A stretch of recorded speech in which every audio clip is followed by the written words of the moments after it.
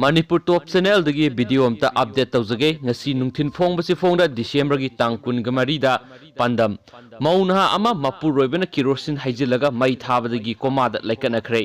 mayang Imphal Police Station gi manung chana laiba mayang Imphal konchak makha laikai da mauna ama mapur roibena kerosene haijilaga mai thadokre hairi thawdo asi ngarang numidang pung 3:30 rom tarakpa matamda thokibani mai chaklaba nupi adu hauzik rims da laikanari mai chaklaba nupi adu gi maming Longjam Ningol Thangjam Ongbi Puja Sahi Kunga Taruk Mapuroiba Thangjam Umakanta Kawi Hairi Thagdo asigi matangda imung manungna phongdokhibagi matung ina Puja Mapuroiba Umakantana phuba saiba tawraba matung kerosene haijilaga mai thakhibani hairi CSO sing amadi mari leinabasingna Umakanta gi mathakta akanma miyeng sangbinaba appeal tarokli aduga thagdo asida senariba Puja gi Mapuroiba Umakanta mayang Imphal Police na faduna case ama register tawkre hairi adu sagum thagdo asing ngasi mayam